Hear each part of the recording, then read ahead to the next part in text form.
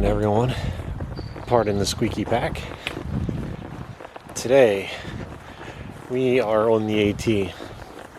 I am parked at the Swatara Gap area, just off of Route 443. The parking area there is where 443 meets Route 72 in Pennsylvania. Oh man, and there is a deer right up here. So, just pardon the camera movement, but yeah, still guys right up there. This has totally been the year to see deer on the trail. Look at him. That's definitely a young one. I don't know how visible that is on camera, but it's like right there. He's watching me too. I'm definitely not being sneaky. Sorry, little guy. I'm not trying to spook you.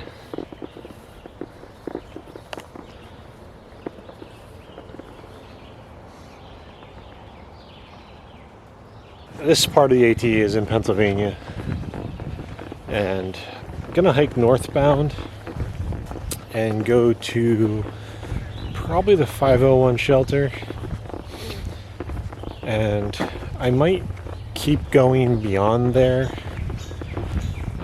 We'll see. But I believe today the intention will be to camp at the 501 shelter. And then I'll either turn around and come back, or if I want to keep pushing north, Skinny G Panda will pick me up tomorrow and take me back to the other end to get the car. So choice is really up to me. See how it goes. Now, something that should be said.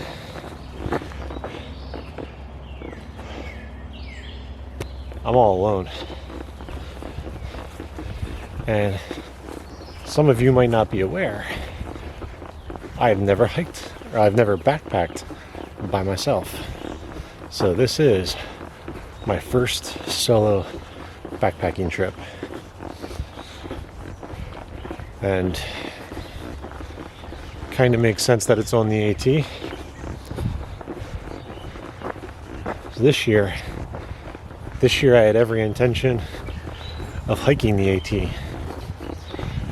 and I kind of thought it'd be cool to just dive right into hiking the AT as my first solo experience. But you know, life has a way of changing our plans. This has been a pretty interesting year. Very mixed bag of positive, negative, and interesting news. But so I wasn't into cards for this year, but still makes sense to do my first solo backpacking trip on the AT.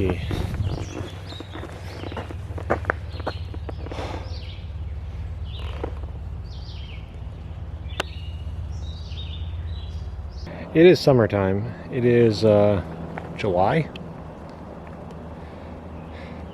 And everything is really growing in nicely. For those of you not super familiar with the AT,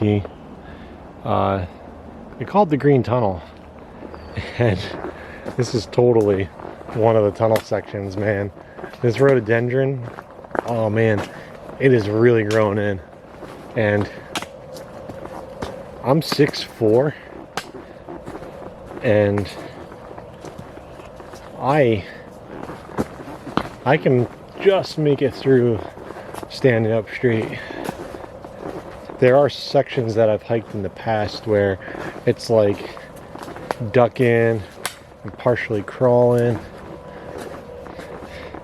to get through, but this one isn't bad. Yeah, this one isn't, it's not as super dense. That's looking back the way we came. But it's not as dense as some of the other sections I've walked through, but very cool.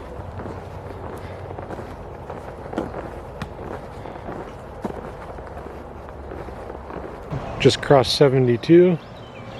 It's not super busy. It's busy enough to be loud. And this is the Swatara rail trail.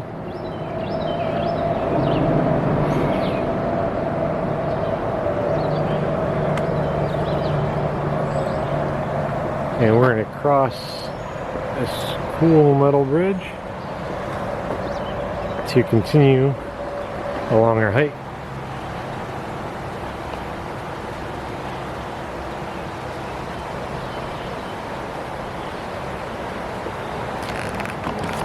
I can still hear the highway in the distance, but it's not as overbearing.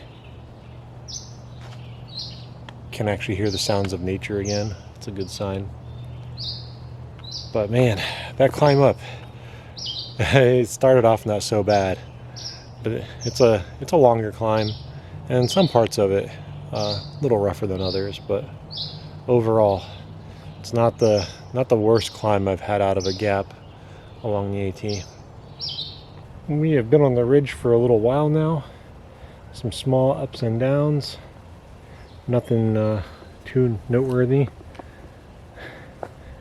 Keep catching good views out through the trees, but it is July and everything is growing up really well, so this is the time of year that if you're coming looking for the views, they're very spotty at best, but the rest of the forest is gorgeous. So either way, there's still a view to enjoy. It's definitely really hot out there. I have no idea how hot, but every time you get into an open spot, you definitely feel it. So really nice that this section of trail doesn't have high exposure, making for a much more comfortable hike. Look out.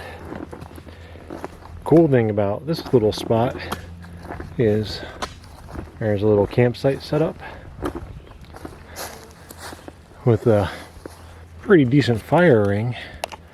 On the other side of that fire ring, there's a spot that you could set up a tent, and you could set up one like right here and just off the trail there. Nice little stealth site. If you're looking on the trail guides, I have a paper printed trail guide, and then I also have the Gut Hooks app on my phone. This lookout is marked on both of them. I am going to take you a walk down here. That is a nice little view out over the valley. Not shabby at all. I like it. But 6 miles in, it's still early. It's only like 11:30. I might just go the next 2 miles to the next shelter and have my lunch there. I'm not sure though. This spot is nice and it's tempting, so I might eat my lunch here.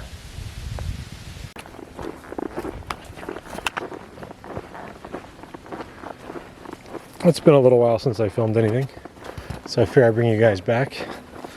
We are continuing this really nice ridge walk. Right now we're on another narrow part of the ridge. It's not gonna show up on camera because how grown and everything is, but it's like maybe 10 feet to my right is where it drops off, and probably like another 25 feet to the left drops off over there. But this has been a really nice walk. Where I took my lunch at that lookout, that pretty much marked the end of any of the bigger rock scrambles. After that, I had a few small rock gardens to navigate through, but nothing crazy. And that was it.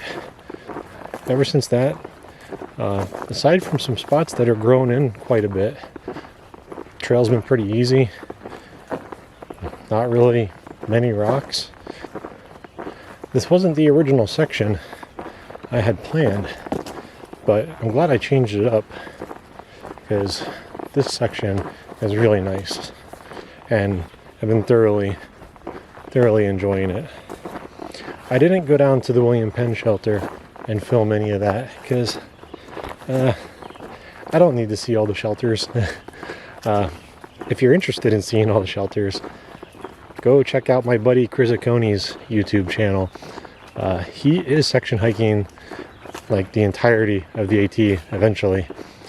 He's done, I think, almost all of Pennsylvania, or maybe he's completed it now. I'm not 100% on that.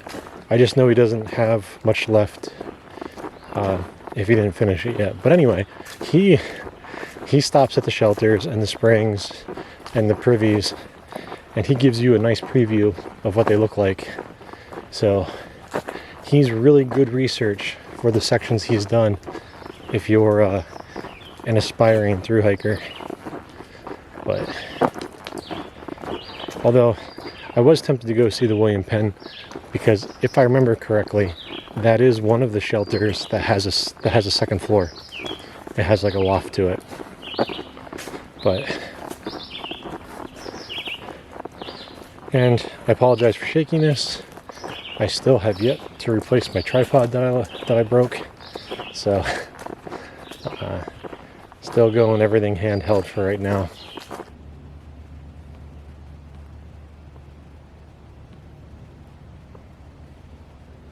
I had the cave. I had to put the bug net on. The trail is good so far, but I crossed, I don't remember what route it was. I think it was like 642 or something like that. And for whatever reason, after crossing that road and getting a little bit into the woods, just bug city. I think we're a little less than 2 miles, maybe like 1.5 miles away from the camp for the night, which isn't bad. I mean, it's super early. It's like, I think it's only like 3 or 3:30. I mean, I wanted to get an early start because I just kind of wanted to start hiking before it got really hot, and I wanted to give myself plenty of time to get there, and I did. I gave myself plenty of time. But the nice thing about that is the sciatic stuff still seems to be aggravating me. When I was on the ridge, it wasn't so bad, but as soon as I started descending, that seemed to aggravate it. My intention right now is I'll probably get to camp between 4 and 4:30, since I've been taking an easier pace. That'll give me time to lounge out in the hammock for a little bit, and probably lounge for like an hour in the hammock, get up, see if I can like sort of stretch and work it out on my own, and just go from there. That's all you can do, but we'll see.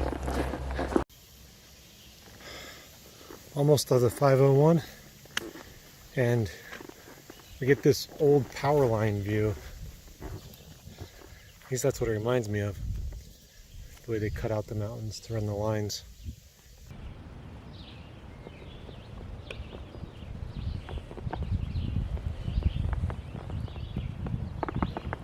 We're going to keep going that way, but we're on this interesting little rock outcrop. You could totally just sit here, all like carved out, perfect for a natural seat, and enjoy that view. Well, we have found camp. Nice fire pit. Got a few seats. Have my dinner rehydrating in there. And didn't bring the alcohol stove this time. Brought the pocket rocket and the canister. The hammock hanging here. I'm the only one. So, as of right now, I have the place all to myself. Well, except for the owner who lives like just a little ways off to the side of the shelter there. Yeah. I'm not sure what my dinner is. I forget. It's I think it's like a Mexican rice type of thing with dehydrated turkey. It's basically, I don't know. It's basically the stuff for a burrito without the burrito and without cheese. But yeah. So I'm gonna let that do its thing. Get a few more things set up around camp. It's still way early. I think it's only like 5 now. I'm not sure.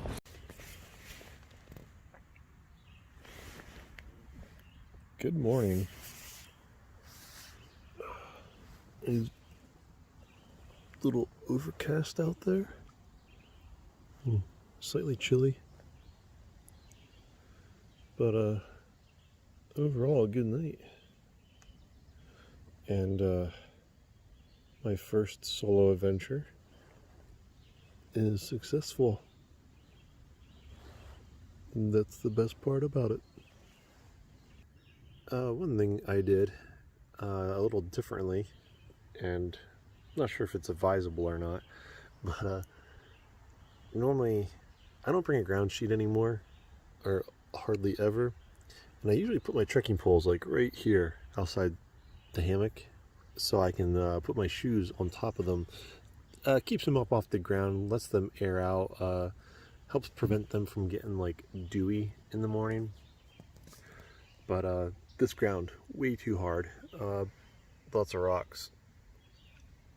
Really hard to put the trekking poles in the ground. So my hammock, well, this hammock anyway, has underquilt hooks on it. So I use those hooks to hang my shoes. And if my thought was correct on that, now they're still, I don't know, okay, they didn't get really dewy, and they actually did dry a little bit, so it's good. So yeah, maybe that wasn't such a bad idea after all. I'm just not sure if I did that a lot, if it would wear badly on the hammock or badly on the shoes. I went to bed real early last night and woke up in the middle of the night, but was up for like maybe an hour and went back to bed. But it was a little chilly this morning, and every time I thought about getting up earlier, I would just like feel the air temperature and kind of roll back over and pull the quilt over me and just go back to sleep. It's usually how I end up sleeping so long in the winter time, because your body's like just nope when it comes to those cold temps. It's not like it wasn't really cold last night by any means. It was like low 60s, I think, upper 50s, which isn't bad at all. But when you're nice and toasty in your quilt and it's like 10 degrees or more colder outside, you're just like, nope. Well, the little overnight excursion for me is done. All packed up. Now, as I said before, it's my first solo backpacking trip, and I'm curious, how many of you are interested in getting out there on your own?